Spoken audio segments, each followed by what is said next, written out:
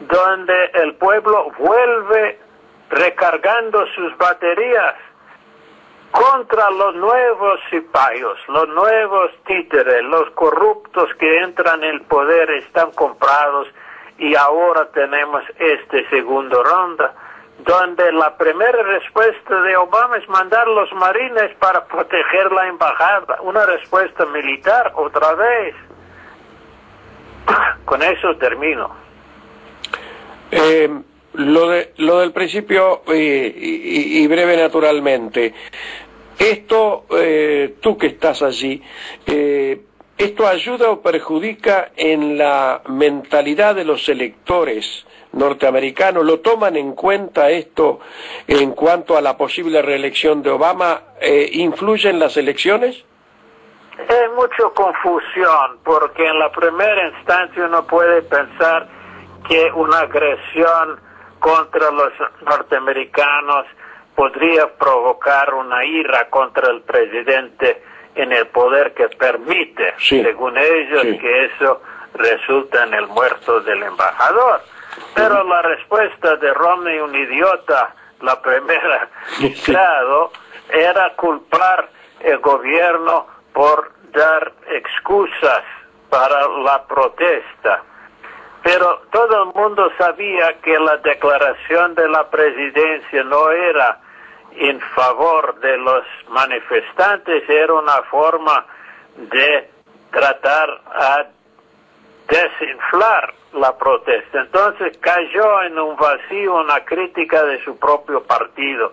Entonces, entre los levantamientos y los fallos de Romney, yo creo que uno y el otro se neutralizan, y hasta ahora no veo ningún cambio en la actitud de voto sobre en relación con esta situación externa.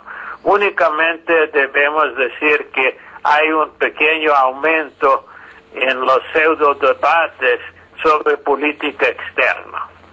Y eso sí hay. Mencionan ahora, más allá del problema económico, que es el epicentro de toda la campaña, ahora entra en la periferia de este debate qué hacer en la política externa. Pero en los fundamentos, como los dos partidos apoyan la respuesta militar norteamericana, las guerras de Irak, los ataques a Afganistán, las amenazas a Irán, como hay un consenso entre republicanos y demócratas sobre la política imperialista, no creo que va a favorecer uno el otro los acontecimientos actuales.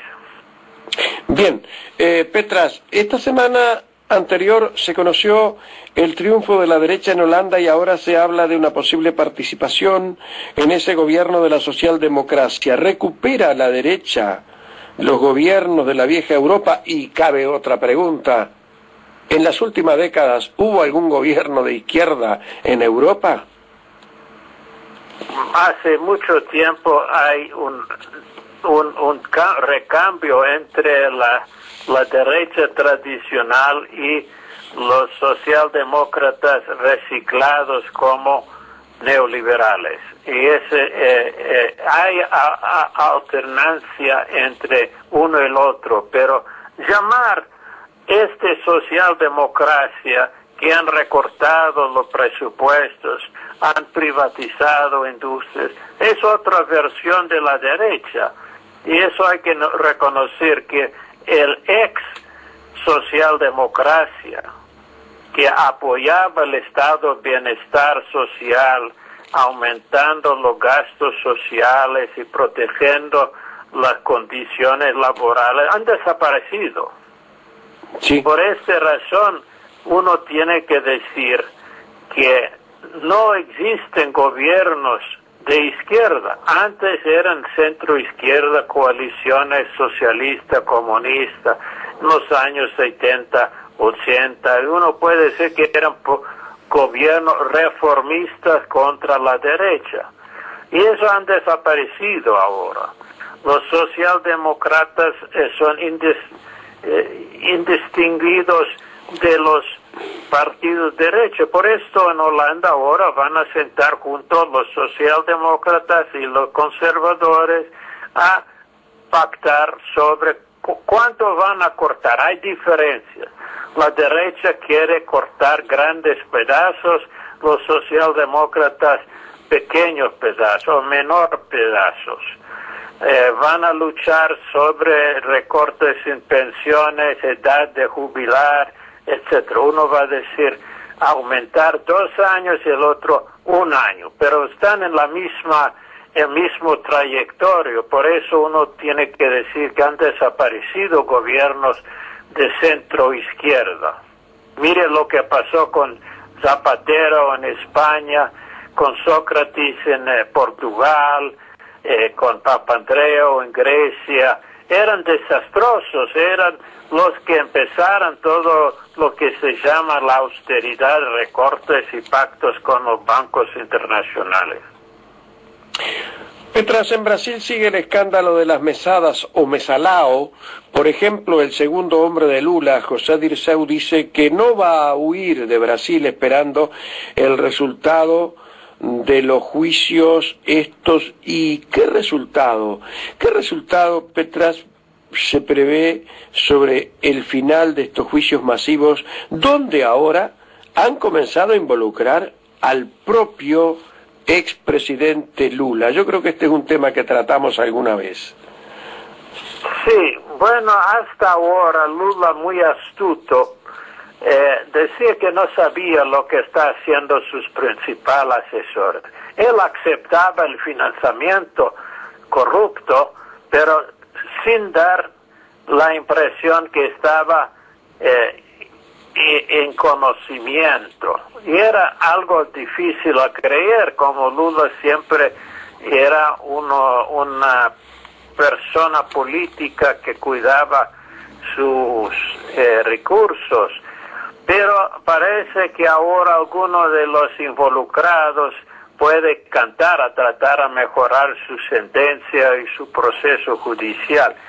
Pero en todo caso es difícil que empiecen un proceso judicial contra Lula si no hay algunos testimonios de los principales delincuentes. Y eso me parece difícil, porque ¿qué tienen que ganar en una situación así?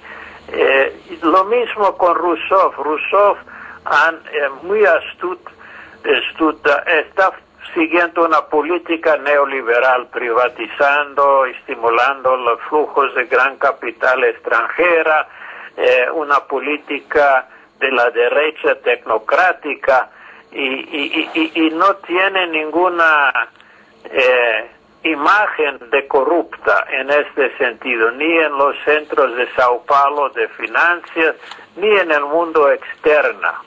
Entonces, este proceso judicial es parte de la política de competencia entre los diferentes partidos burgueses, que utilizan la corrupción como un palo de pegar uno al otro, porque no quieren entrar en conflicto sobre la política económica, que en realidad están en acuerdo. Pero yo no creo que va a tocar Lula y mucho menos Rousseff. Van a quedarse en el segundo y tercer nivel de los juicios contra los apoyantes, etcétera. Pero entre nosotros yo creo que es imposible creer que Lula no sabía algunas de las trampas que sus apoyantes estaban metidos. Petras, en realidad siempre quedan preguntas para preguntar sobre tu análisis, pero bueno, para ir cerrando yo quería dejarte el final por si hay algún tema que nosotros no estemos en este momento en conocimiento de él o en la amplitud del mismo, de lo que estés trabajando. El único tema importante, hay dos. Primero, es el pueblo en España ya entiende que no hay nada que decir en el Congreso, los dos partidos grandes, y llama para un referéndum sobre las políticas neoliberales, sobre el desmantelamiento del Estado, el recorte sociales. Dicen, vamos a voto directo. Y obviamente el gobierno Rajoy no va a permitir un referéndum, porque el pueblo en este caso, con mayoría abrumadora, va a rechazar la política reaccionaria. Pero un referéndum es una forma pacífica que permite al pueblo intervenir directamente y tomar una decisión sobre su condición humana y sus condiciones políticas. Y creo que es un buen giro, pero ¿cómo imponer un referéndum sobre un gobierno recalcitrante? Yo creo que hay que poner alguna fuerza, una huelga general indefinida, insistiendo en el referéndum y a ver si qué pasa. El otro tema grande es el conflicto entre China y Japón, donde hay un gran auge de nacionalismos uno contra el otro. Y uno dice, ¿por qué sobre algunas islas que no tienen ninguna utilidad económica? Dicen que alrededor de las islas hay gas, hay petróleo en las aguas. Pero yo creo que en el grado que la crisis económica empieza a afectar los países, el nacionalismo chauvinístico es un instrumento útil para distraer la atención sobre la deterioración económica. Eso primero. Y segundo, los Estados Unidos están fomentando los conflictos con China. Y hoy día Obama anuncia un proceso en la Organización Mundial de Comercio contra las exportaciones de coches de China. Yo creo que la cosa más profunda es que hay una guerra económica disfrazada como problema territorial, y Japón está tomando partido con los Estados Unidos para limitar el crecimiento de China y fomentar tensiones en Asia para facilitar la recuperación de poder militar político de Estados Unidos.